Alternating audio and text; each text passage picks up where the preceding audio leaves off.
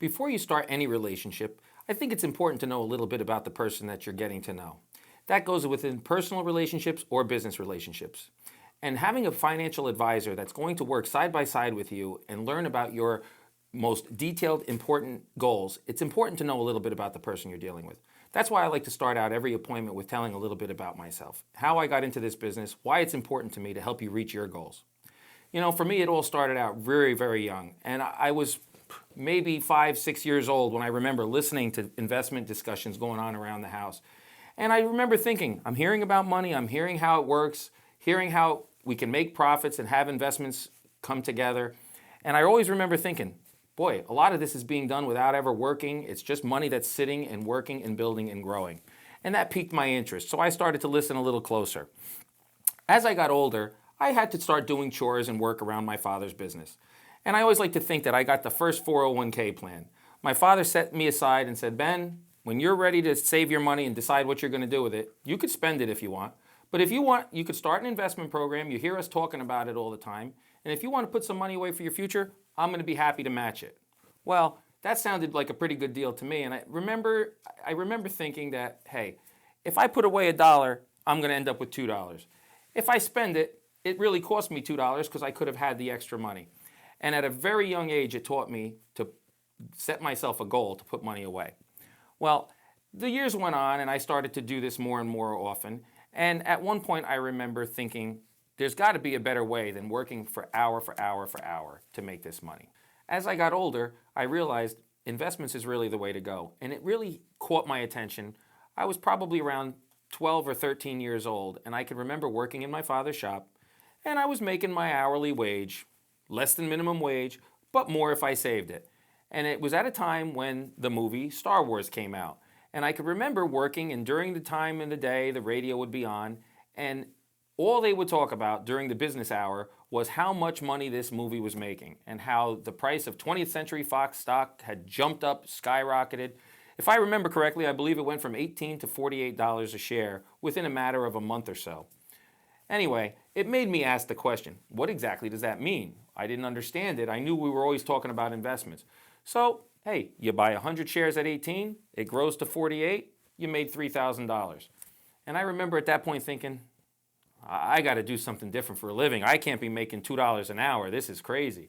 So I could remember thinking at that point, I need to start investing my money on my own. Now, I had been putting money aside, and my father was putting it wherever he felt was the best place when he matched it. And I decided I wanted to look into some things that could make money and I could do.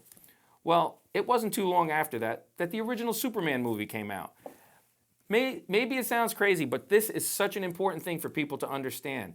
I remember buying this stock, and it was in 1978, and it was right before the movie came out, and I remember thinking to myself, Star Wars came out, no one knew any of those characters, and it made a ton of money.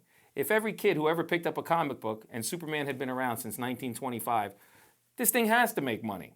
Well, little did I know at the time, I was able to convince my father to back me up on this investment because we had to make a little deal because, of course, being underage, I was not allowed to buy anything. So we decided the stock made money, we would split the profits. If it went down, I would give him whatever the losses were that we had saved aside. It was a long process, and believe me, the story is much more interesting in person. But the bottom line is, this stock and this company did so well during that period of time that the $5,000 investment that was made at that point in time had grown to over $50,000 in a matter of a year or two. I remember thinking, boy, this is the greatest thing. I can't believe I did this. And I looked into it, and the thing that I found so exciting, and this is what plays into almost all the investment strategies that I do.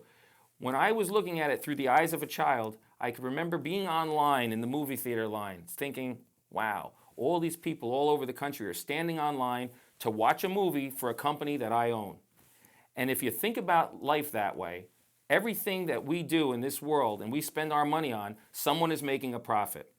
And so while I sat in that theater and the big emblem came up for the movie company, I remember thinking, looking at everyone and watching the news the next weekend, how much money this movie had made, I remember thinking, wow, what a way to make a living. And watching my investment grow really turned me on to the idea of doing investments. And that's how I began investing my money on a regular basis.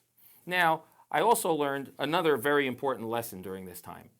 You know, there's fast and furious and there's slow and steady. And while this stock did so well for me, I decided to do a mutual fund as well, which was a smaller plan, $50 a month, and I put this money away. Well, that total investment, I put away a $6,000 investment from 1981 to 1985.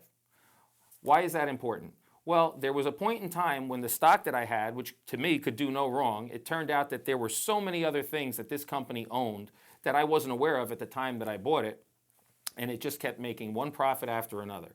Whereas my mutual fund, it was growing slow and steady.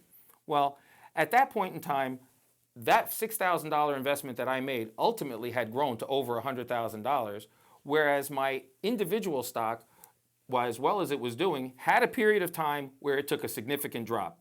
The lesson that was learned is that when you fall in love with one company, yeah, it could do very well for you, but it's always important to stay focused on your long-term goal, which is to make sure that you are diversified and that you don't have all your eggs in one basket.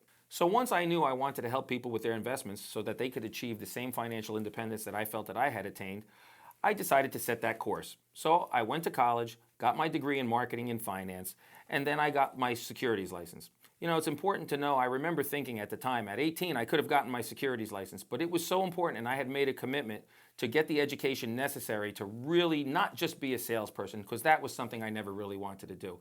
I wanted people to know that I took the time to really learn what makes their investments tick, what makes the investments work for them, so that we can really achieve a goal. Because to just go out and sell without really understanding the product is just another salesman. And that's why I wanted to become a certified financial planner, which was the next step after my college education. So after graduating college with my marketing and finance degree, I decided to pursue even further refining my ability to do financial planning for people. I didn't want to just be a salesman that sold securities or sold investment products. I wanted to really know what investment opportunities were available and what strategies would work. So I became a certified financial planner. This is a process that involves mastering 6 distinct areas of financial planning, all of which is used to make your plan the best that it can be. Another thing that's important for people to know, they don't want to just go to any financial planner. It is important to know that your financial planner is a certified financial planner. It not only requires those 6 areas, but it requires constant continuing education so that you can maintain your designation and make sure that you stay proficient in the areas that you're certified in. I can't stress the importance of this enough. Don't be the victim of someone who's just a salesperson. You really want to know that this person is on your side, and I would like to be that person. We at The Winning Edge believe that this process, together with your information, can be put in a way that will help you to reach your goals and attain your financial dreams and make them a reality. Please let us be your partner on this journey towards financial independence so that together we can work towards a bright financial future.